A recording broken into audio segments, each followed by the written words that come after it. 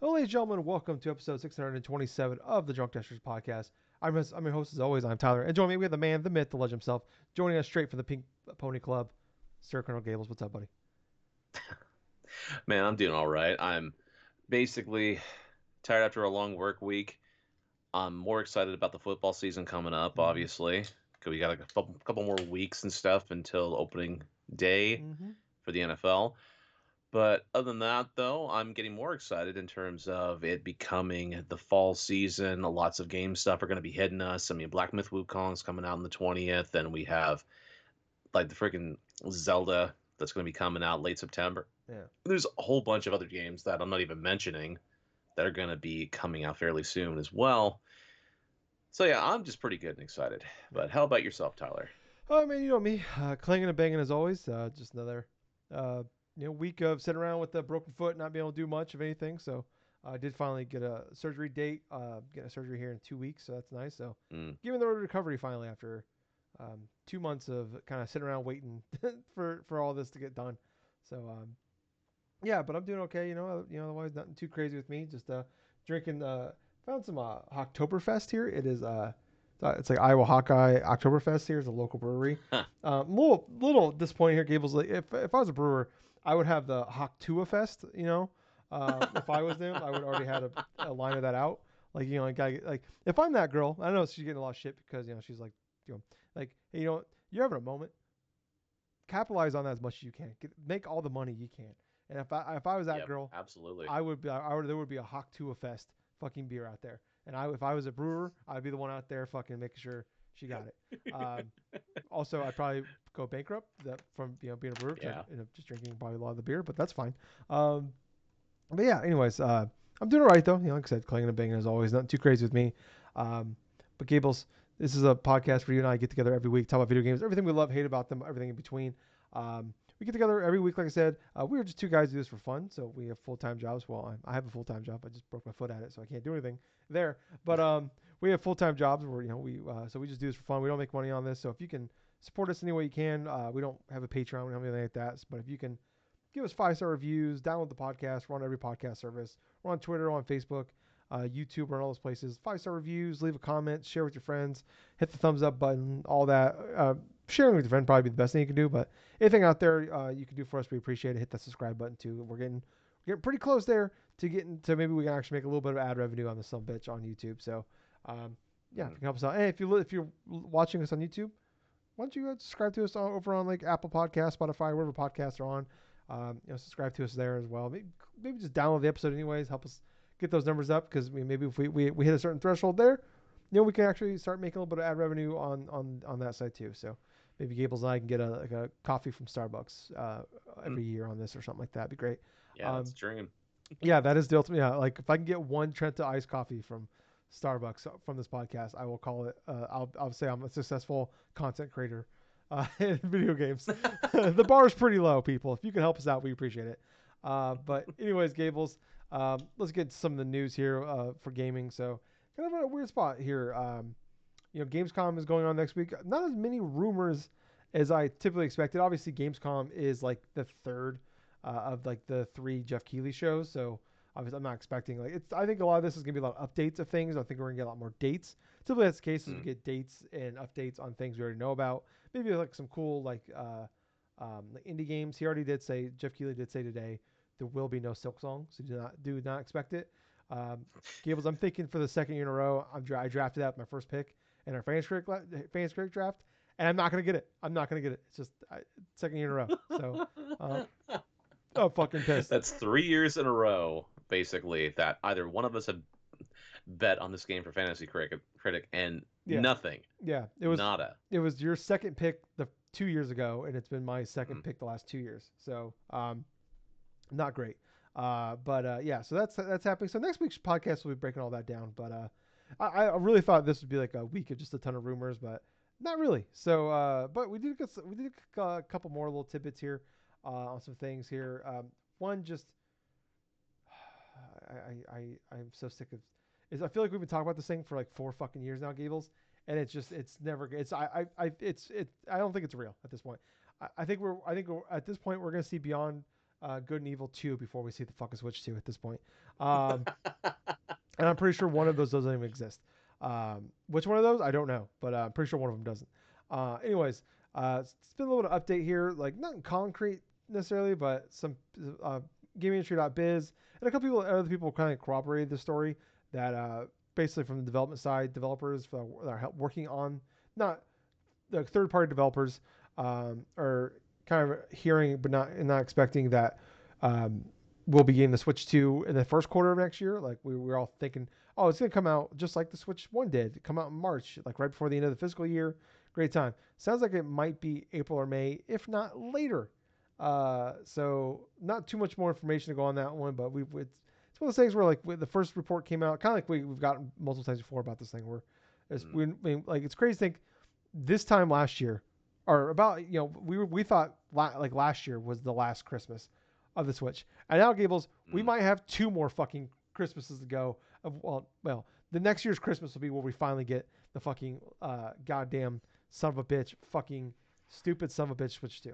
I'm so flustered and flabbergasted by this thing. I was exhausted talking about this thing in like 2020 when we all thought the Switch Pro was coming, and all the reports out there it was happening, and then all of the issues with like chip shortages, they ended up just making the Switch OLED instead of the Pro, and now here we are, 4 years later, Gables. It's gonna be another year of us just talking about this thing, him and Han, little updates here and there, and everybody losing their fucking mind, including myself. Not because I'm excited about this, because I'm so tired of talking about it. Gables, what do you want to say? Okay, Tyler. So here's pretty much what I want to talk about. When it What's this, comes NPR? to What'd you get? Like, when it comes to the Switch 2, we've heard almost everything about this thing. We've heard supposed things of when it's going to go into production. We've heard in regards to what maybe potential month it could release in or something. But at the same time, there is one thing that we know that the writing is on the wall is that the original Nintendo Switch, the games, the first party games especially, and also the console sales have dipped, have dipped dramatically as opposed to this time last year because they had a huge release with Tears of the Kingdom. So for this year, you don't really have that big of a game set on the sales. This definitely, legitimately feels like the final year of the Nintendo Switch.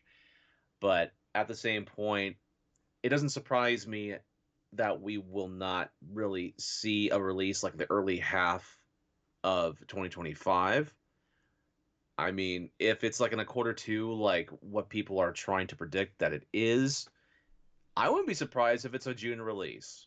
I really wouldn't be surprised if it's like a June release because it's like, I know it'd be a crazy ass time during that time period because you have a whole bunch of different like games developers and like different people in the games industry are trying to showcase a lot of their games like in that month. But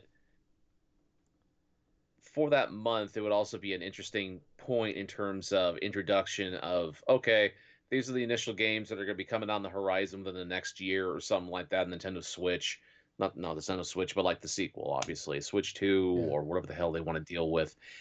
But I definitely feel like we're going to hear the introduction of this damn system by the end of the year. But I don't think we're going to be waiting a hell of a long time for it, though. Yeah. That's this thing. Yeah. I at this point I really don't. If it, I don't know, I'm kind of like I don't like it's so hard because like there's no system anymore. Like system as far as like, all right, we know they're gonna announce here. Like there's no play. There's always been a playbook pretty much with these consoles, and now with E3 being dead and everything like that, and uh, especially with like the success of the Switch and coming out in March, it's kind of turned everything on its head with like in Nintendo itself just in some ways is awesome, in some ways is fucking annoying. They go by the beat of their own drum. Um, I still, I mean, if to me, like personally, I don't know. I feel stupid trying to predict these things. I feel like we've been trying to do predictions for this fucking thing for 3 years now. Um, Mm.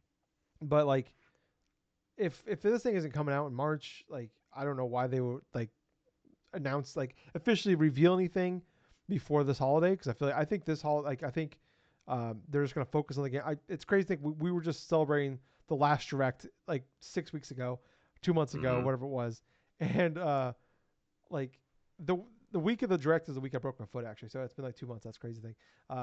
Like we were just like doing this whole like fond farewell of the direct and the Switch. Like this is the last one. And at Gables, we're looking at like 3 or 4 more of these fucking things. And there's been some. I don't know how much of it's rumors. Like as far as like people are like I haven't seen like the Jeff Grubbs out there and stuff like saying this. But, like just but people are talking about there's like potentially a direct coming in September, but it sounds like it's gonna be more focused Indie. on a game itself, or possibly an indie one. Yeah, there could be that. I've heard some people talking about the indie one, but that's one of the things where like, is people just talking about it, or is there like people reporting that there will be one? That's sometimes like, it's hard. Like I'm not seeing or hearing from the normal channels about from those people about it. I'm just hearing people talking about one. So like yeah, maybe the indie one, or like there's been like I heard some people talking about like there will be a direct, but it's gonna focus on a game. So maybe we get like a Zelda one, or like the Brothership one, or something like that. Hmm. But yeah, like I think like they do have a. It's probably one of the. I don't know if it's the weakest. I guess I have to go back and look. Like, but it's definitely, this is gonna be one of the weakest holiday, like that, fall, like September to Thanksgiving, as far as releases go, of this Yes. of the Switch life cycle. Like we've been talking about, this is like a lot of C tier games and ports and stuff at this point. And it's just crazy to think that we might have another fucking year of this. Gables, like I, I just don't know. Like I don't even know where to begin with it. Like I think I could see for sure like they might just kind of do something similar like they did, where they like maybe they do go a full bore with it in January, February if it's coming out in the first half of the year. But I could also Yeah. like to them though, they might want to like fuck it, we'll just wait till the holidays, which I don't want personally, because I definitely want it sooner rather than later, but also like some of that's probably gonna like which people that are probably gonna try to buy this thing day one. I don't want to have Yeah. to try to fight with people, with the hardcores that want it, on top of the casuals that want it, on top of fighting with this thing being the holiday thing. Like that's something I was rooting The for the. scalpers. Yeah. Yeah, like you're already gonna deal with the scalpers, but it's gonna be 10 times worse if it's in November, or September even, and this thing's coming out. It's gonna be even worse. It's gonna be even crazier. So I kind of I was rooting for like I wanted the PS5 and Xbox One Series S and X to come out in March 2021, just so it'd make it easier for people to get this thing, because you have a lot of people that want to get this thing, plus there's shortages, and you have to deal with everything went on the scalpers. Yep. Like that was gonna be an issue regardless, but it's like the holidays made it worse. So I would love if this became the normal thing of like, hey, the hardcore people are going to try to buy this thing, you know, in like March, February, like March, May, whatever in that time frame, and then like, and people will be people can get it as we get closer to the holidays, and then bam, it'll probably be it still might be difficult, but it'll be a little easier for people in the holidays to get one of these things. Um, but yeah, but we're in a different time and a place now with video games. Like I talk about this all the time. We're like when we started doing this podcast in May of 2013. Like the first few years of that was like that was like the last few years of like pretty much every game came out between like it was like basically Madden kicked everything off in like late August, and all the big games came out basically between there and Thanksgiving, and then there was a handful of games that got delayed weren't ready before the holidays, and they came out in like February, March type thing. They want to get them out before the end of the fiscal year, and that was basically like the time period, and there was just nothing after that. Obviously, we're in a different place now where games can just kind of come out whenever they're done and ready to go, and that's great. Yeah, so like if this game comes out in June, this console comes out in June, it'd be fantastic. I just um, I'm somebody that just kind of like the last few years I've just been really I just don't even like playing my Switch anymore. It's kind of like I had the same thing with like with the PS4 and stuff like that, and like even the 360. The last like year or so that thing was around, I was like, I'm just ready for the next thing, and like that PS4, especially like, as slow as like the big frustration for me with like the PS4 was like I remember just trying to get on the PlayStation Store was a fucking nightmare. And it's like that's where right now with the Switch, like trying to get on the Switch eShop it's so slow. It's been slow for several years now, and it's like we just need an update for that. It's like I remember like that PS4 at the last year, like I'm just like I remember trying to go on and like pre-order like Last of Us Part Two and like Ghost of Tsushima, just try to buy it digitally, and it would take minutes just to like pop up the screen to like everything you did took like 20 30 seconds, sometimes minutes. Like I'd search for something, I type it in, and I click on Ghost of Tsushima, and it just sit there and spin for minutes on end. I'm just like, I'm trying to give you money, and I can't because it takes so long, or it would take so long, it would time out on me, and I have to go back later. and it's just like every time like I'll be buying games like digitally on the Switch and stuff. I'm like, I don't even want to buy anything on the Switch anymore.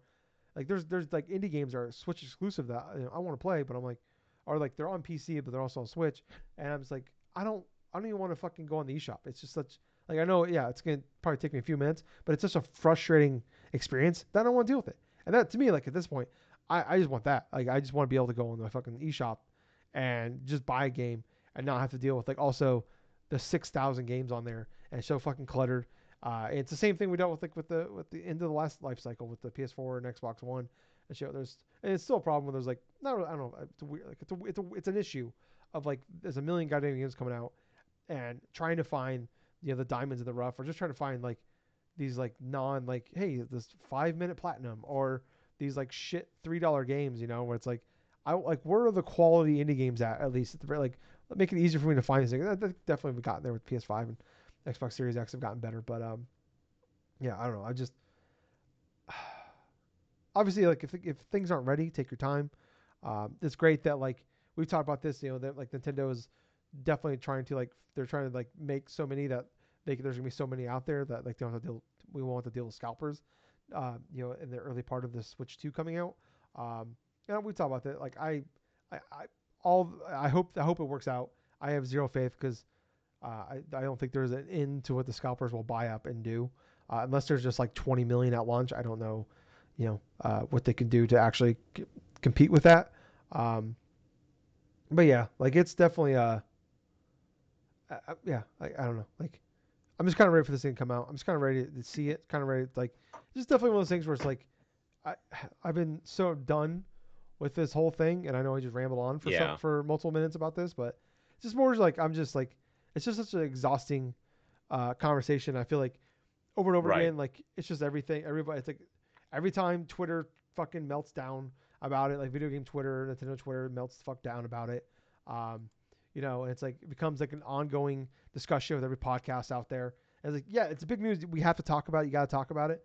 But it's like, man, like what else is there to say? We have no information. Like we don't have anything. We just got obviously like yeah, these are leaks, rumors. Like I said, like, that we're talking about. But it's like I feel like we spent more time on this topic than we have almost any other thing in news, and we have no information on this thing.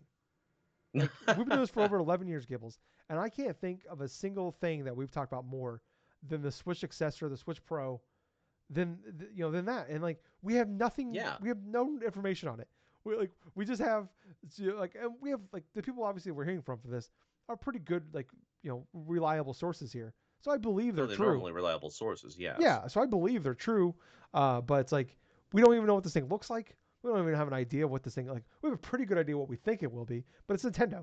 They're gonna do something fucking stupid. The thing's gonna make it like it's gonna have a weird like you can't use a Joy-Con because the new Joy-Con thing on the Switch 2 makes you a bologna sandwich, so you can't it's actually the machine that makes Pee Wee's breakfast. That's what it is. Um, yeah, so who fucking knows? I hope that there's no more. If please, if you're a journalist out there, I know you got a job to do, but if you get any more information, if there's nothing like nothing major here, can we just not talk about it for like? Yeah, no shit. I'm just so done. I'm exhausted. I'm exhausted. I feel like I'm like the fucking old lady at the end of Titanic. It's been 84 years.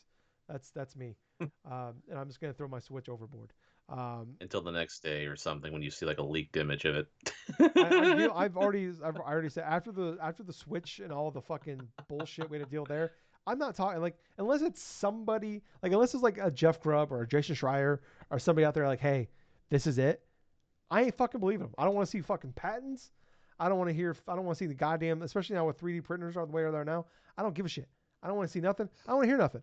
I don't want. I'm gonna be Bernie from Weekend at Bernie's. I'm just gonna be dead. All right, Gables, you're gonna have to carry me through these podcasts until we see the fucking thing. Like that's gonna be like you're gonna put some headphones on me, and it's gonna be. I'm not gonna come back from my comatose state until I hear Reggie Fils-Aimé talking about the goddamn thing. I know he's retired, but he needs to come back and show it off. He needs to pull out of his pocket.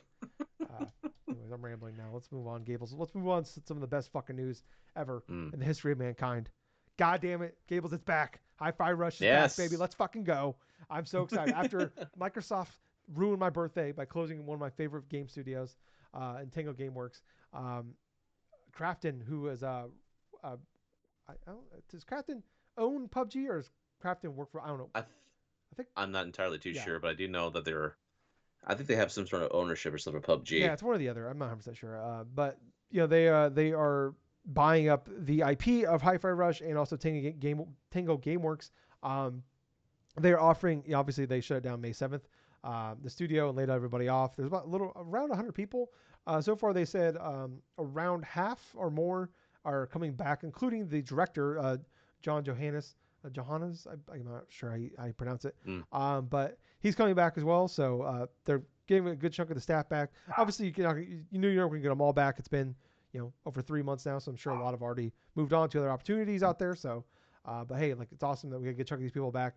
Some of the things from this though, Hi-Fi Rush 1, Ghostwire Tokyo, and Evil Within will stay with Microsoft.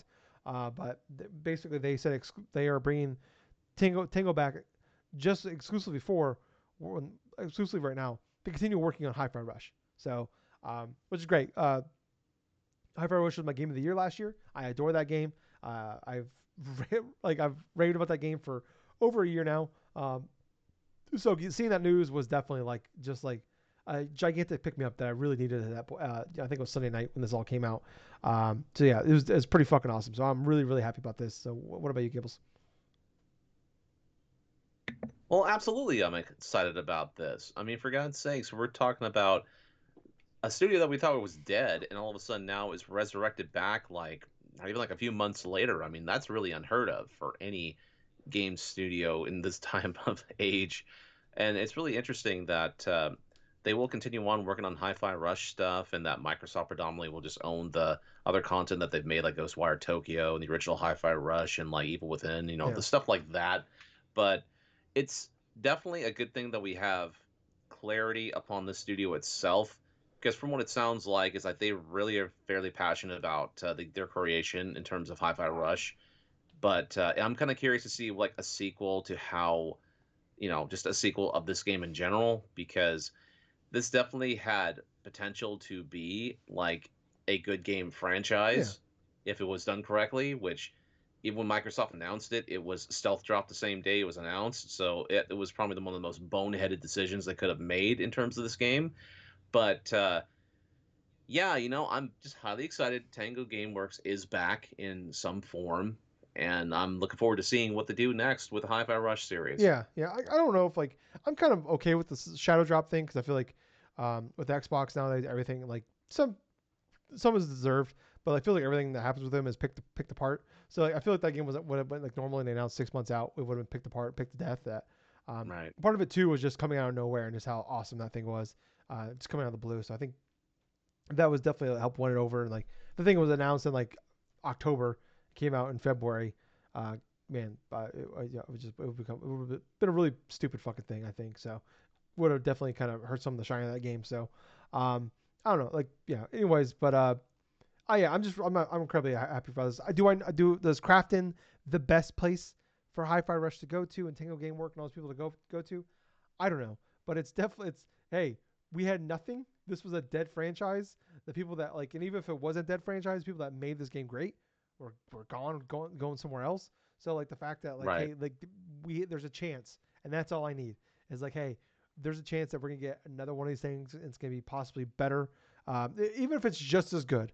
It'll be it's just as good as my game of the year. That's pretty fucking awesome. So incredibly Yes. exciting. And it's like it's so rare to like see like the last 2 years. Obviously, we talk about all these studios getting shut down, layoffs, constantly in the gaming industry. Across every industry, but like we're game oriented, obviously. So we see it there. Mm. We talk about it there, but it's so crazy that like I was just thinking about this like what was one of the studios that got shut down just recently we were talking about. I can't even Oh keep track. God. It was like a week or two. I can't remember now. It's been, we had like massive layoffs. I can't remember what studio it was, but we were talking about it. And I was thinking about, I'm like, Bungie. oh yeah, Bungie. When they had all the layoffs and everything. That's what it was. Thank you. And I was just like, I was thinking about like all these studios getting shut down and all this. I'm just like, I was talking about how like PlayStation like merged a bunch of like the team into PlayStation. Mm. And I was like, I just don't like to me. I'm just like, why isn't it's kind of like what happened with Hi-Fi Rush? Why isn't this happening more often? Like, like these studio like if you're planning on laying a bunch of people off or just completely closing down the studio, like, would you at least like, uh, shop it around. I don't know. Like obviously we're not business majors here. I have a high school diploma, but I'm like, is it? Are you better off like selling this thing, to somebody for, even if it's for fucking pennies, than laying all these people off and paying out a bunch of severance packages and all that and deal with like all the bad Hmm. publicity? Like, is that better? I don't know. Like obviously there might be more to it than obviously that. I'm sure there. I mean obviously there is, but to me it's just like I'm surprised this isn't happening more often. Um, Right. obviously it's case by case, but yeah, like it's just so crazy. Like yeah, it's just like I don't. I'm obviously from everything we understand about this was like this was a Microsoft call as far as like shutting these studios down, not necessarily an Xbox call. So, but it's just like it's one thing where, like this is gonna look bad on Xbox, and it's just one of the things where it's like, just like man, they had something here and they fucking bungled it, and like. If Hi-Fi Rush 2 comes out and there's like a Hi-Fi Rush anime and they turn this into like I'm not talking about like make this Mario, but if like they turn this into like an actual like decent size, like a decent franchise out there, like Hmm. just a fucking man, what a when just talk about uh you know PlayStation or Sony bungling Bungie, like what like fucking gigantic bungle here. So yeah, I'm incredibly happy for this. Obviously like I'm sure Hi-Fi Rush 2 or whatever it's going to be is years away, but the fact that Yes. we know that like there's something coming years away is just I'm so incredibly happy for this one. So it'd be like finding out Last Guardian 2 is coming out for me. Like honestly, like like we're getting the band back together. Like that's kind of where I'm at with this one. So um, moving on here, we already kind of talked about it, but Gamescom is on Tuesday. I don't know. I'm pretty like I don't know. Like I'm kind of excited for it. It's it's definitely it's nice to like have something to look forward to. And like cool, I don't have to like it's gonna make it easier for me like next week when we put the show together. And like I don't have to like search for shit. Some of these weeks has been pretty rough trying to find things. Like hey, Gamescom is gonna be out there. Xbox is doing shit every day. I think Wednesday, Thursday, Friday. Um, Jeff Keighley did put a tweet here. I'm just gonna read through some of the things that are gonna be there. Black Ops 6, Monster Hunter Wilds, Indiana Jones and the Great Circle should be getting a release date. I don't know if it's going to be there or it'll be at the Xbox part, but we should get a release date for that. Little Nightmares 3, Dragon Ball Sparking Zero, uh, Hmm. Batman Arkham Shadow, Dune Awakening, Marvel Rivals, Squid Game Unleashed, the new game from Tarsier Studios, which I believe is the team that like worked on like Dishonored and stuff, and they broke off and are Mm. making like a Dishonored style game. So that should be pretty cool. Oh. Civilization 7, Kingdom Come Deliverance 2, and oh yeah, baby, Lost Records Bloom and Rage. Pretty excited about. We're gonna see some gameplay for that one for the first time, so I'm excited about that. Mm. And there's gonna be more. So he said there'll be new announcements and surprises, stuff like that. So there'll be more to it than that, but there's that. And then Xbox will be there, like I said, Wednesday, Thursday, Friday. Kind of doing like a sounds like almost like a treehouse, like Nintendo treehouse type thing. Uh, Mm. Throughout the day, Wednesday, Thursday, Friday. So some stuff to look forward to, at least for gaming. Might be some cool stuff out there, but yeah, it should be going on. So I'm pretty excited for that one. So yeah, we'll be breaking all that opening night live and all that shit down next week. But yeah, I don't know. Yeah, how you feel about that one, Gables? I got like low expectation stuff when it comes to Yeah, Gamescom. I do want to see a bit more footage of like Dragon Ball Sparkling Zero. I mean, I'm kind of interested in seeing how that game's shaping up more. I mean, I have seen some bit of highlights and some bits of trailers and stuff on the game leading up like to this coming week. Obviously, there are a couple other games and stuff that I am looking forward to. I'm know that we've been seeing rumors of some games that are going to be released by the end of this year. I mean, I'm not sure if Capcom really doesn't have like any presence inside there, but I'm looking forward, just in general, to seeing if they just announce the release date for that Marvel vs. Capcom collection that they got going. yeah, But other than that, though, it's just kind of sky's the limit. I don't know what's going to happen. I have low expectations of what's coming out in terms of this show, but I think it's just going to be a bunch of stuff we've already know. yeah. That's kind of what Gamescom has been like. It's mostly just updates on things, which I'm hey like I think it's kind of cool. It's like it's something to look forward to. So yeah, like it might be a decent little show. And like for me, it's like Bloom and Rage. I'm super like I was a gigantic Don't Nod fan. I'm excited to see that them kind of going back into like the Life is Strange style game. So that's kind of what I love most about them is that when they do that. So and that game was supposed to come out this year, and it was ready to come out, but they said because Life is Strange Double Exposure is coming out in October, they moved it to early next year. So maybe we'll get a release date for that. Excuse me, get a release date for that. Um, but yeah, so what the yeah, I think it'd be a decent show. Yeah, I'm trying to think of like Capcom and Jeff Keighley in the past. Yeah, I think yeah, Monster Hunter Wilds was at Yep. Summer Game Fest. So yeah, I guess they do have some tie in together. So was what was Marvel's Capcom? Was that the Direct Nintendo Direct? Yeah, I was at the Okay. Nintendo Direct a couple months ago. Okay. Yeah. So They got everybody else all popping off. yeah. So I was wondering there if maybe they were like that was tied together. So I don't know. Maybe we'll have to wait and see. Yeah. There was that. I think was it November. I sent you the message. 22nd? 22nd. Yeah. So like That was the rumored release date. yeah, storefront put that up, but it was like I can't even remember the store. But they took it down like almost immediately after that came out. So we'll have to wait and see on that. But it should be at the very least, should be a decent time. Um, but Gables, I have here the Circana report for June. Um, Hmm. so we have some details here. I got Matt Piscatella, who's one of my favorite Twitter follows, out there breaking down here. We have the top 20 for games for this is month of June. I think there's only I think June was a pretty light month, so there was only 2 games that came out that are brand new in the month of June that are actually on this list. Um, okay, I want to make sure I don't want to spoil anything here. So overall, sales are down 5% year over year, which is actually higher than they predicted. And, like we talked about, like a lot of that is the fact that like um, fucking Tears of the Kingdom came out this time last year. We don't have a Tears of the Kingdom. This time there was a couple solid games that came out in like May and June, but nothing to that level. But Gables, we have the top 20 here. I'm gonna go through them for you. Number 20, jumping up from number 72, Street Fighter 6. Was there a sale? I'm assuming there was Oh, a sale. well, there was definitely a sale, but also they did have the release of like Akuma, I think it was, Okay. that was coming into like last month. So that was the last character of on that season one pack before they did their announcements of like the season pass like 2 or something like Okay. that during one of their announcements, I think back in June. Okay. So that makes sense. Okay. Number 19 here, Dragon's Dogma 2. 18, Hmm. jumping all the way from 198th to 18. Elder Scrolls Online. Obviously, they had their big expansion in June, so Yep. they're part of it here. Number 17, still holding strong, Mario Kart 8. Number 16, UFC 5. Number 15, Mortal Kombat 1. Number 14, a big drop here from 2 to 14. Paper Mario 1000 Year Door. Um, Hmm. 13 here, Marvel Spider-Man 2.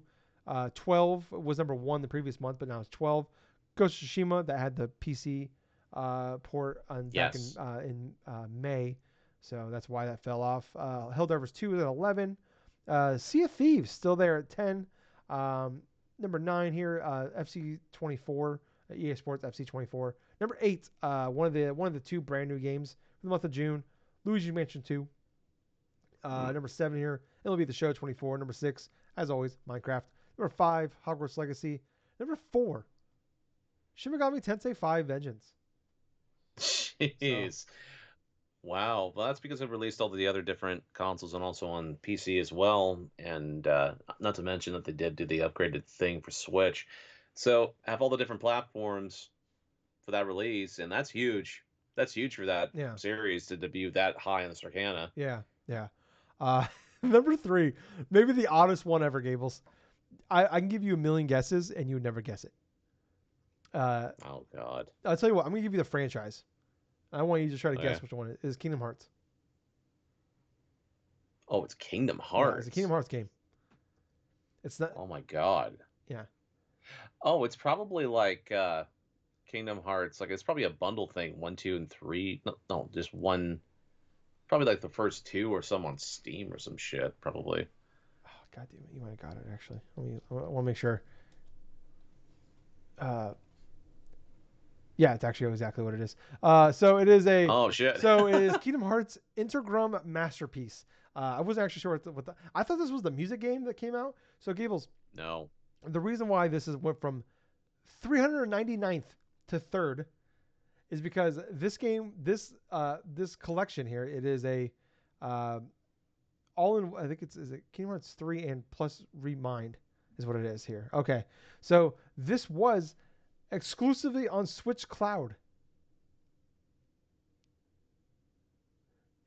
Gables, Fucking Switch Cloud. it Yeah, that's right. They had that thing on Switch yes, Cloud. and it came to Steam last month or in June. So, and then number Is this actual like fully playable? It's not on the cloud, yeah, right? no, it's on Steam. Yeah, this is a fully playable thing on Steam. So, yeah, but it's literally Hey. just fucking. It's a bundle of games. I think that were already on. It is $90 on Switch Cloud. Okay, I gotta look at this here. $90. What is in this thing? You're basically playing the worst versions of Kingdom Hearts, like on Yes. through that and stuff. So no wonder why people waited for the Steam So version. it is Kingdom Hearts 1.5 2.5 remix. Um, Kingdom Hearts 3 uh, is Kingdom Hearts final chapter. Yeah, so it's just Kingdom Hearts 1, 2, and 3. Okay. Oh, All right. Yeah. So that $90 Switch Cloud. Who and how much is on Steam? I don't. You want to pull that one? No. Yeah, well, let's pull it up. I'm kind of Okay. curious now to see how much is on Steam. Steam Kingdom. Sorry, people. I'm doing live typing here. Hearts Intergram. Oh, I think got it popped up here. All right. Let's look at this bitch. $100. It's more. Oh my god, I hope they have available things for like separately, dude, because a hundred Separately, it's dollars for 170. what? Yes. Kingdom Hearts 1.1 the Kingdom Hearts 1.5 2.5 remix is 50. Kingdom Hearts 2.8 Mm, is 60 and Kingdom yeah. Hearts 3 is 60. Oh, Kingdom Hearts 2.8 Okay, is like so all those like 3DS games and shit, I think. oh yeah, because they include that. Also, Chain of Yeah. Memories, also Yeah. like the So 258 slash it is 2 literally days and every like Birth by Sleep. yeah, so it's literally every Kingdom Hearts game for I mean, I guess 100, but still, Jesus Christ. Uh yeah, so that So basically, you're saving like about 70 something here's yeah, dollars or something like that yes. by buying all But I mean, that. if you have a console, like you can already Oh, buy all that shit for probably a lot cheaper nowadays. jeez. Yeah. Buying that stuff. No wonder why it jumped up to number 3 of the I wanted to Circana. I understand mean, though, look at how much Gables, shit. how many people, how much money was spent on this thing to be? It was 399th in May. So people Yeah, were buying it in May on Switch Cloud. that's insane to think about. That people were actually buying it on the cloud on Why are Switch. people buying cloud games anymore? I feel like that thing when those like at first came out, like what was like Resident Evil 7 was one of the first games, and it was terrible. Like why are we Yep. still doing it? Like yeah. Oh man. Yeah, the cloud is terrible for fucking Yeah. digital Yeah. games. Who like plays games online on the Switch and say, you know what, I'm gonna buy a full ass game and play it through on that. Um, Fucking freaks out there, man. Get a fucking life. Um, anyways, number 2, Call of Duty Modern Warfare 3. I'm legitimately upset about this. Call of Duty, like what the fuck, man? Can you, like Switch Cloud games? $90. Anyways, Call of Duty Modern Warfare 3 is number 2. Number 1, obviously, because what else would be number 1? It's fucking Elden Ring. Um, anyways, Elden Ring went from uh, in May. In May it was the 20th best selling game of the year. After June, it is the 5th best selling game of the year. So yeah, so Oh, gee, yeah, with Erdtree coming out and stuff like that. yeah, But oh my gosh, I'm just kind of cracking up because in the top 3, we have Kingdom Hearts. I hate this timeline that we're in. Mm. Like I want to go to the one where fucking John Wick is president. Let's go to that one. All the dogs would be I don't safe. know if you hear it through my audio, but I hear some yeah, rumbling. now it's starting to Yeah. thunder. So if there's any issues with internet stuff, Gables has got some crazy storms going on, so you might hear it in the background. Oh, no shit. So just a heads up out there. If there's any technical issues, I'll do my best to fix them in post. But if there's anything, sometimes you can't fix it. So just let everybody know about that. But Gables, let's get some other news this week here. Final Fantasy 16 apparently is ready to come to Steam and Xbox, and we're just waiting Huh. on them to announce it. So it could be announced as early Okay. as this week with Gamescom. And there's also been some reports out there and rumblings that Xbox is going to announce another game coming to PlayStation. But initially, Mm. people were like hinting at Forza Horizon 5, but that's been so it looks like since been debunked. I feel like we talk about the holy trinity of Forza, Gears of War, and Halo. I feel like it's crazy to go there. I can see like an Indiana Jones or something like that maybe, but just maybe Starfield. But I do not see. I think Forza if Forza goes like, I mean, anything is possible then at that point. Um, but also here we got a lot of dates this week as well. Until Dawn is coming October 4th. Hmm. Dragon Age Veilguard is coming October 31st, and Plucky Squire coming September 17th. So Yes. got some cool games coming here pretty quickly. So we're talking about the fall is quickly kind of filling up here. And then last but not least here, kind of sad here, but I was hearing some reports and rumblings, people talking about it at Summer Game Fest this year, but Replace has been officially delayed to next year. Another studio that was Uh, dealing that based out of Ukraine was dealing a lot of issues there as well. So, and they were um, they had like an actual like demo there, like for the first time people were actually able to play that game at Summer Game Fest, and I guess people were like, so the people there like running the demo were staying there surprised like that they were even like putting this demo there, like they didn't think it'd be ready in time. So, if a demo of a game that's supposed to come out this year wasn't even ready in June, I would doubt that the actual game would be mm, ready to come out in that year. So especially a game that's been delayed multiple times. But hey, obviously take as much time as you can, and they've been dealing with a lot of shit. So obviously I feel like hey, they deserve. If you need reason to delay your game for like 30 in a row, it's probably a team like working on replace out there. So, but anyways, let's move on to us to what we've been playing this week. Gables, do you want to go first? Or you want me to go first? okay, let me go ahead and go Okay. first. Okay. So basically, what I've been playing this week is like just a couple of games here and there.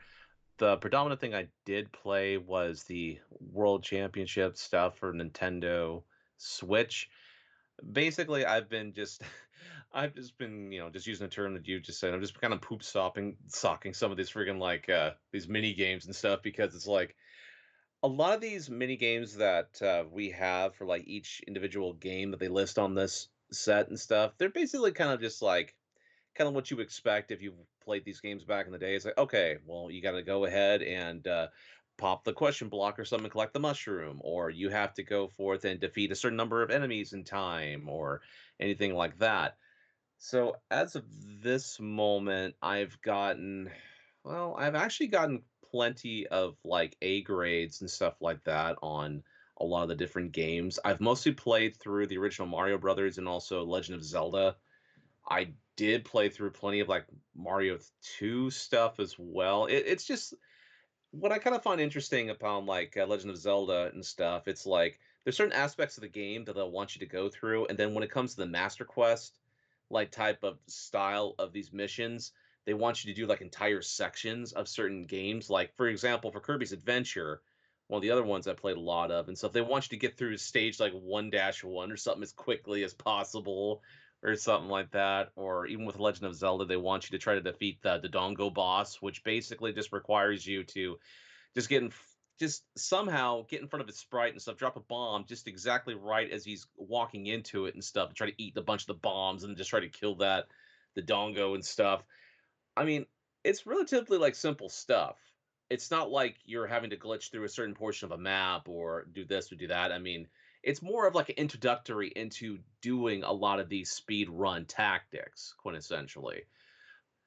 From what I've enjoyed, I've actually enjoyed going through some of the more obscured ones, like say like Mario Brothers: The Lost Levels and stuff. I mean, I went through a couple of those things.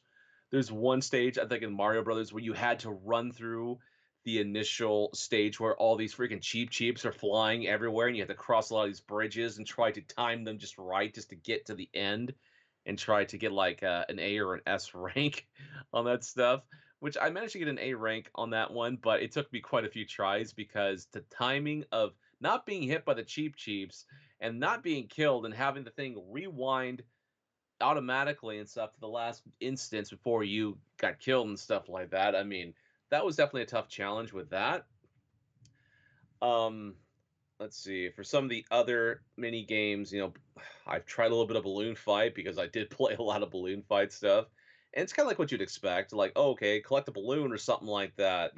Like the quickest to collect a balloon first and stuff and pop it, or try to go through a certain number of like spots and stuff in order to try to get to a certain position, or pop how many balloons in a row and stuff for a single thing. It's like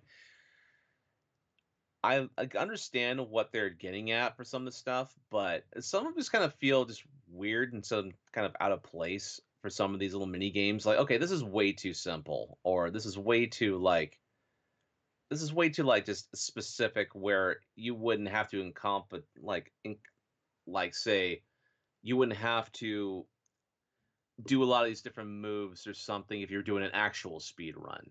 Now, granted, there are some that do a good job of trying to introduce you to that stuff, but there's just a lot of like mindless ones and stuff that I could think of for some bits of that stuff. I mean, For example, let's say The Legend of Zelda, it's like, okay, go it has a literally arrow sometimes that points you to the direction that you need to go into. So it's like, okay, burn that bush, go down and like visit the merchant and collect something. And basically that's what you do. You once you pop in, you gotta go directly to that screen and stuff where the bush is at, burn the bush, go down the flight of stairs, and all of a sudden, oh, okay, now you collected that and now you're good. It's yeah, some of the mini games are disappointing, but I think some of the better ones, which I kind of felt like at parts could have been like, say, some of the starting ones of it, were the ones that you have to complete like an entire level or an entire boss section or something without dying. I mean, some of those are kind of easy, in my honest opinion. But otherwise, barring that, it's still been an enjoyable experience. I absolutely have enjoyed just trying to unlock certain pins and certain different types of like nostalgia stuff for trying to learn different things from like learn new things in old classic games I never knew I could do. So those are pretty fun to discover as well. But on top of that, like about a week or two ago, Bethesda put out the Doom 1 plus 2 update and stuff. And so with that, there's been a lot of initial new content that was added on, as well as certain mod stuff, including like with Sigil, like one of the mod stuff add-ons and stuff to the original Doom games, like other types of DLC pack like content that was created specifically for Doom 1 and 2. But on top of that, they added online co-op and also online deathmatch for these old school Doom games. And I'm going to tell you this right now. It is the most frantic experience possible. And for some, in some aspects, in a good way. So, for the most frustrating way, if you're playing co-op with like 14 to 16 other people trying to run through a Doom map and stuff, those games were not made for having that many people go and finish a map and stuff and try to finish an entire like game of like Doom or Doom 2 and stuff like that, you know? But I'll tell you what was fun. The deathmatch portion of it with these when you have like 16 other players and stuff and the internet is looking it's like just basically it's so smooth of an experience because you're not having to deal with like the obstacles from back in the day, like a lot of the freaking dial-up issues, a lot of connection issues, a lot of the drops and stuff. So this is basically kind of like a Doom fan sort of like kind of like a dream come true to where you have all these different games presented the best possible way possible with all this added content that some of the original creators, I believe, put out, as well as improved online, improved like co-op experience. Like you don't necessarily have to do like 14 to 16 players for these type of courses. You could do like a individual rooms, like a private room to where you can have like another player with you or like two other players with you. So you can make like a two-player type of thing or a four-player type of thing. It's a lot of the flexibility that I'm liking about this particular update.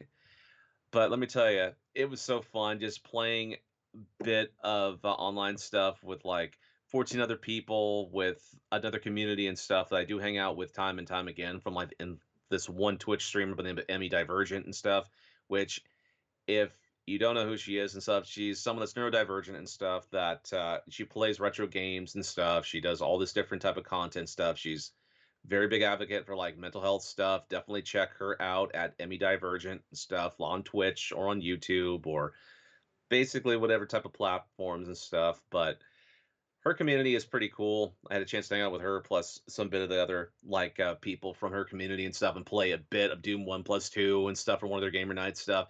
Absolutely fun blast. We were just bullshitting around for a couple different ports and stuff.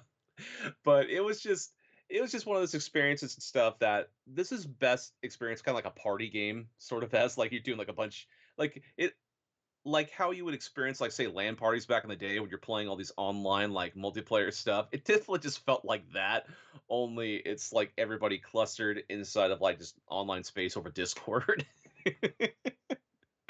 But yes, for big fans of Doom, which I'm looking at a couple people in specifically that we know of, yeah, this is the type of game for you. And if we had this type of experience during Extra Life with a whole bunch of the different people from other Talking Ship community or whomever, just like 16 players all just do all this random crap and stuff and try to get everybody going. I mean, that would be a fun time. But Other than that, though, that's pretty much it for me. I mean, I played some bit of Retro Bowl stuff. I won another Retro Bowl type of thing with my coach. Like, I've won now 10 Retro Bowls like in a row and stuff, and I'm kind of done with that. So it's like, it's that weird moment to where I've completed a game. I'm like delving my feet into a couple different types of games, seeing what sticks. But yeah, it's just something I just need to find out, and I'm thinking I'm going to be finding my next game fairly soon. Nice, nice. Yeah, so I've only been playing a couple games this week. Obviously, Madden came out on. I had like the MVP bundle with college football, so it came out like Monday afternoon for me. I probably put I don't know, like close to 20 hours into it at this point. Played a dozen games or so, and yeah, like I'd say like I think this is probably one of the best launches they've had in a while, especially like doing the early access stuff. It was usually kind of rough, especially with like um, like the servers and everything like that. Cause like this, you have to like doing like I do like a I only play for I'm a franchise gamer for Madden. Like that's I don't deal with Ultimate League. I don't care about any of that stuff. Ultimate Team, not League. Um, but like it's been obviously the last handful of years been really frustrating with franchise. It's been like I think it was like 2021 was the one where they like finally everybody kind of got like I think it was like save franchise whatever was like trending on Twitter and kind of like to the point where like EA finally took notice and like the frustration with like the Madden community with kind of like the lack of like updates. It was like kind of the same game like the UI and the menus and pretty much everything had been the same for several years and just been it wasn't bad but it was just like man it's like there used to be so much more here and it's like you know it's like they stripped it for to nothing, and it's just like the bare minimum at this point. And like they've been doing a lot every year. 2021 was like they started doing stuff like midway through the year, but then like 2022 was like when they started doing more and more, and it's been getting better and better every year. They've been adding more and more to it. Like you have the ability to like you can like push to like kind of make it more realistic, where you can like take money with players if you're like you're like cap track your like cap room is you don't have a lot of it. You can push money out to future years, like you can do in real life. Um, Adding like the fifth year option for like first round picks, um, stuff like that. Like are like adding like just little things like even like when like you're doing like just streamlining like things like the draft, scouting college players, free agency, like really streamlining that and also adding like more to it. Where like now players have like they have like almost like personality traits where they want to go like they're a wide receiver. They want to go to a team that like they're more likely to go to a team that has like a really good quarterback or something like that. Like and if you want them and your quarterback sucks, you got to pay more or whatever like to give him a shot or things like that. Like they've done more to like kind of like the things I care about most about Madden, like almost more so than the actual game itself, is like playing the actual like physical game is like really I love just building up my team and doing contracts and injuries and trading picks and drafting my players and drafting and developing and draft a guy and let him sit for 2 years, but like building him up through like training and training camp stuff like that. Like that's the kind of shit I really get into and nerd out a lot about franchise. They did a lot to that, like and just like adding more things to it, like more like things in between it, adding like little storyline things to it. So like now you like your coach does like press conferences and they'll ask them questions like based off your answers, like it can affect your team. Like they like I had like a question they asked like, hey, you have for the I play the Packers, so like you have Musgrave and you have Kraft here is like two tight ends that were drafted last year. They're both playing really really well, but they're kind of similar overall like wise like for Madden rating. And like is there a tight end battle? And I said no. I'm like there's not, and like it gives you options like you can answer, and I said no, and like it dropped the entire team's morale down because they're upset because I didn't give them the option, the players the option to like win the job, and so stuff like Mm. that are like like they'll ask you like hey like you're playing a team that has a really good slot receiver. What's the goal this week with your nickel cornerback? That's gonna go against him, and like you can like say and like it'll actually like increase certain ratings but drop certain ones. I can't remember who I was playing against, but I the way I answered it he got +5. My nickel quarterback is getting like +5 for coverage in the game, but his tackling is gonna go down like 5. So plus and minuses there. But yeah, like stuff like that. And I guess they did a lot to like they've improved a lot of like I guess the NFL draft stuff so far, which I haven't gotten to yet because I'm still playing the Mm. first season.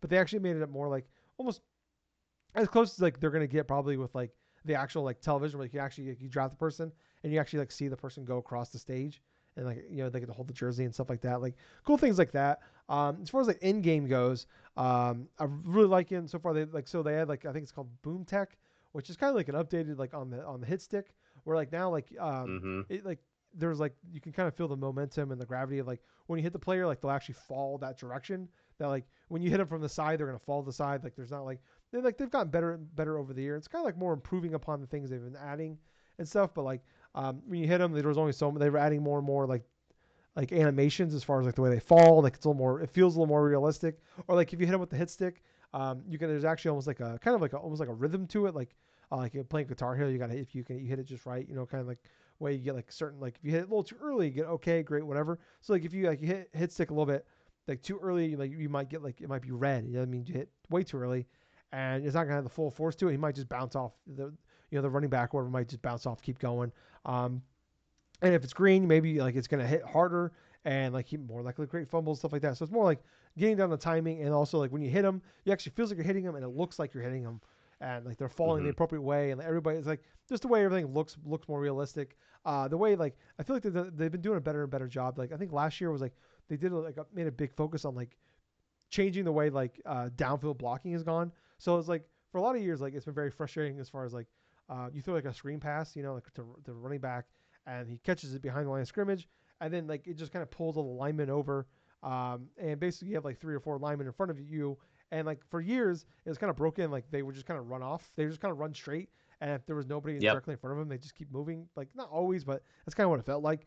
And now like last year they really focused on it, and it's just much more improved as far as like even like your receivers and stuff. Like if you're running on the edge and or you caught a pass and there's a receiver next to you, they'll block for you, and it's actually it's like the AI is just getting smarter and it's getting more logical about the way they're blocking it, and they'll actually block it to like that way. Like if you're going around them to like their left side, they'll actually kind of like block them to hold them back from getting that. Like it just makes more and more sense. And this like the running is getting a lot better too. Like I feel like it's like they focus so much on the passing game that like the running has taken a step back. It's kind of gotten harder to be really good at running. Like I still get my yards, but like I never like it was just kind of felt like it just felt like it was like a lot of like three yard gains, 3 yard gains, 75 yard gain, like type of thing. And like now it feels like you can actually get like a steady running game. And they've done a lot more with the passing game. Like they have this thing where like you can like there's different modes now. It's like different styles of passing you can do. You can get like you can do like the old Madden classic thing that you can always deal with. There's like a kind of a middle ground, and there's like the full on. You can like actually like put the ball where you want to. Like when you throw the ball, like depending on if you do like a lob, like you have this big shadow. It's kind of like the Madden cone in a sort of way, but it's a lot Mm-hmm. better than the Madden cone. If like the Madden 06 people that might remember, but when you throw the ball, you can actually like see like a reticle, and like there's like a kind of a shadow and a reticle, and you can actually like move the reticle when you throw the ball, and like it'll place in that spot. So that's always kind of like for me for a long time it's been frustrating. Is like I want to throw it over the linebacker, for years. Like I'm throwing down the middle, and there's like the receiver is like 5 yards from the linebacker. He's technically wide open, but the game doesn't do what you want it to do, so you end up like throwing it like where the linebacker can easily just knock it down. And it's like I wanted you to kind of Mm-hmm. lob it over, and now you can kind of like you can actually have more control over the passing game. And it's a lot harder. Not a lot harder, but it's definitely like someone like me that plays like 200 hours every year of Madden. Like I know what I need to do. I know that, so it's kind of like it's like kind of changing. It's like a minor change, but it's like getting out of my comfort zone a little bit with Madden, and getting used to that. I'm really liking it. I'm really liking the improvements overall. But I would say like honestly like I would like some years I'm a guy that's gonna buy Madden every year. I'm gonna put 100, 200 hours into it every year because I love Madden and I love NFL. But there's definitely years where like some years more than like the others like feel like there's minor improvements and it's really like but like you're just buying it for you're buying it for like the upgraded like the upgrade updated rosters and stuff like that. But like this feels like an actual like substantial update here. So maybe if you haven't played it in the last you maybe you skipped last year or something like that. This is a good one to go back to. Like a lot of people will talk about like Madden's usually like a game that like good to buy every 2 years really, and like I would say definitely this is that year where like this is a good one to jump into. So I'm really happy with it. So if you're maybe not skip down on it or whatever, but hey, if you have EA Play or you have Game Pass Ultimate, you can play a 10-hour trial right now. So I would say check it out. The next thing I've been playing here, I came out God, I want to say like was it last week actually? Might have just been last week. Feels Mm. like kind of days kind of blended together after a while. But I've been playing SteamWorld Heist 2. So people don't Ah. know, in I think it was 2015, I played like all of like SteamWorld Heist 1, like on 3DS, and played it all while watching God, how was it, Making a Murderer on Netflix. So I remember like doing that. But I adore this game. I adore that game. I love that game. Like I'm not big in like I don't really care for like I'm not like a um, Metroidvania type of guy. So like the SteamWorld digs don't really do it for me. There was like the RPG, the JRPG one I didn't really care for. And there's like the Builder one I don't care for. But I loved SteamWorld Heist one. It was just I like those style of games, like the kind of XCOM style. This one's 2D instead, and I love the first one though. It was like 12 hours and it was in space. I'm a huge space nerd, so that helps too. This one is more pirate themed. You're actually Hmm. you're on like a submarine slash boat. You can go underwater as well. But this one actually like the overworld. The first game I don't remember having like an overworld section as far as like you actually do stuff on. It's been almost a decade now since I played it, so I could be wrong. But this one actually has like an whole overworld you can like you know drive around on, and like as you go Hmm. you like you do upgrades to your boat and you unlock new areas. This one is definitely a lot bigger. Like they said, it's like this game is like 35 hours. I'm like I want to say probably close to 15 hours at this point. But I'm really loving the system, love the style, like of like as far as like opening up areas. Every area has like so many missions you can do. You can take some missions you could take one person in, some you could take three or four. As I got later, like there's like missions you can take five, and you can like there are party members you can add as you go. Every time you like unlock a new area, like you can add an extra person to your party, and every person in your party can do one mission a day. So then at the end of every when you can't do any more, you don't want to do more, you go back to like the bar, like the docks in that area, and there's Right. like you earn like there's like stars, kind of like in almost like a Mario 64 type thing where there's like each area has X amount of stars. I've been getting all the stars in every area before I leave. Um, and like basically getting all the stars means like finishing the mission, not losing anybody. And then there's like usually like one like treasure chest in each mission. And you got to find the treasure chest. But yeah, like as far as in game goes, like it's 2D style. It's a 2D like XCOM style. But like the really great thing here is like your guns have like lines on them, and like bullets like will ricochet off. Not all of them. A lot of them have different powers and different abilities. But like you have like a sniper, and like so you can see the entire like what the entire thing's gonna do. Like and it will bounce like 5 6 times. So, like maybe you can shoot, you can like knock out 5 6 enemies at a time. You're like mostly going up against like your robots that run on Steam. I gotta get into this. The music, the music's always been great in these games. I think they use the same band in every Hmm. single one. Uh, like all their music is like Steam related songs as well. And like whenever you go to the docks and stuff, the band is like on the stage just singing these songs, and they're fucking fantastic. Like they're S tier music. I'll just hang out in the dock and just like let the music play because it's so fucking good. And like every area has different songs, and like it's actually like one of the one of the areas you go to, it's a colder area, so it's like a lot of ice. And there's like a song they're just singing how cold it is. It's so fucking fun. It is so funny. It's so great. I'm loving. I enjoy like the music, and like the characters are really cool. Like I don't know if I like the characters as much as I liked in the first one. And like you can go around and talk to them during like between every day and stuff.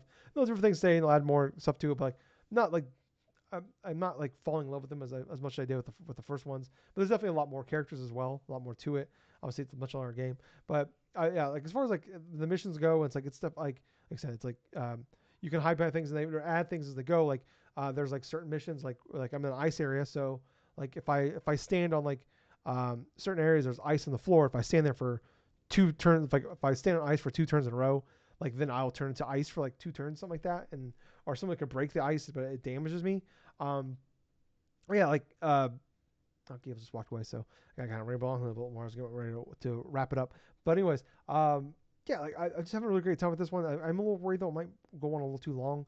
Um, like 35 hours of this, that's a long game. Like I'm really loving as far as like I'm like the music and the characters and the world and the art, and I'm loving the missions. The missions are still really fun, and like everyone is like it changes it up enough to keep you interested, and they add a lot more. Is like like it's also like they've done a lot more too. Where like I'm usually pretty slow in these games. I'm like very slow and methodical. I'm gonna try to find every like there's like loot you can find throughout each level and stuff like that. Like but there's like the epic loot you want to find, and then there's like smaller bags. It usually has like the game's currency is water, like gallons. Um, and I'm usually like I'm always somebody that like tries to get everything in every single level.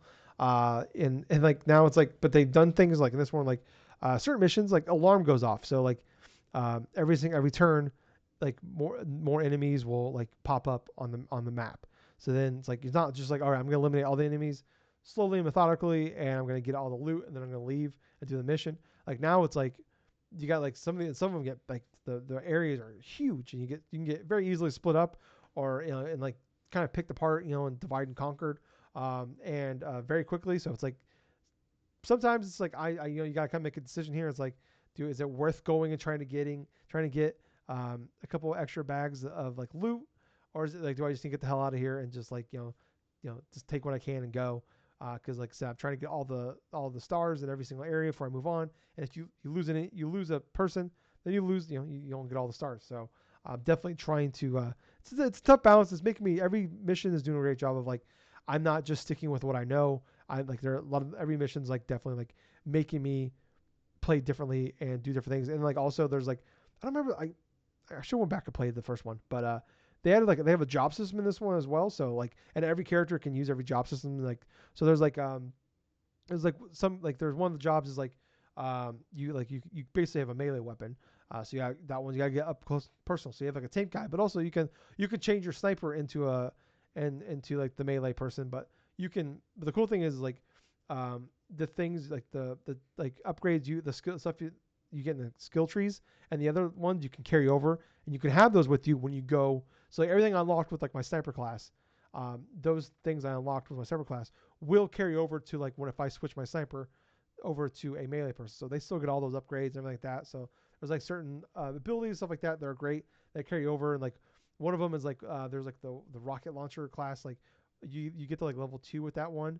Your characters can carry an extra item with them. So like some of the items like it's a grenade, or you get like a pistol with you on the side. So like my sniper, one of the downsides of the sniper is after every shot, the sniper they have to reload. That takes up one turn.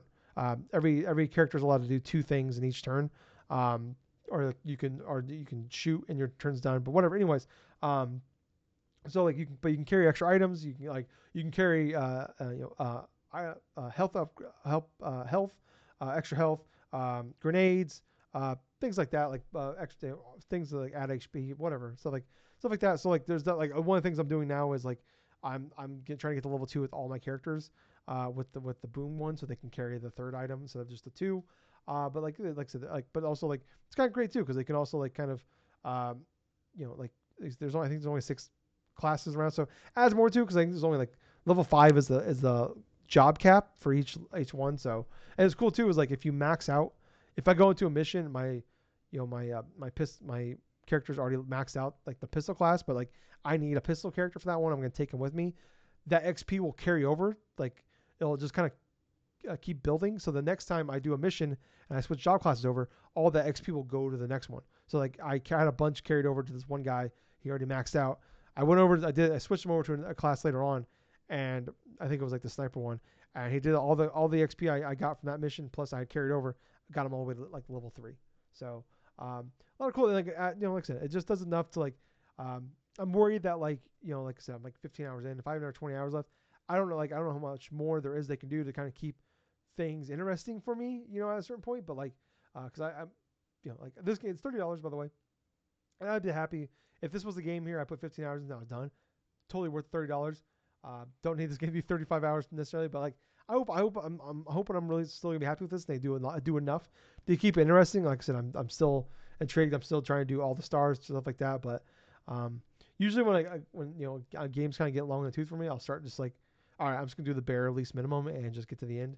And I really hope I don't get to that point because I'm like enjoying it. But I don't know. Just hopefully I'm just hoping it doesn't kind of overstay its welcome. But I'm really happy with it overall. So. But yeah, I think that's going to wrap it up for us this week, guys. So if you're enjoying all this and everything, I really appreciate it. If you give us a thumbs up, a like, subscribe, 5-star reviews. Like I said, we're on every podcast service. We're on YouTube. We're on Twitter, Facebook, everything like that. So check us out on those. Click Right. the bell. What were you saying, Gables? Oh, nothing, nothing. I was just agreeing with you. Oh, okay. Yes. Sorry. But yeah, if you guys can check us out, do all that, tell your friends. Like I said, we're two guys. We do this for over 11 years. We just do it for the fun of it. So if you can help us out in any way, we really would appreciate it. But I was your host. I was Tyler. And I've been Colonel Gables. Until next time, everyone, thank you for listening to another fun-filled episode of the Drunk-Nerds podcast. Hey, Gables. Too Yeah. sweet. Too sweet, Bye, man. guys. See ya.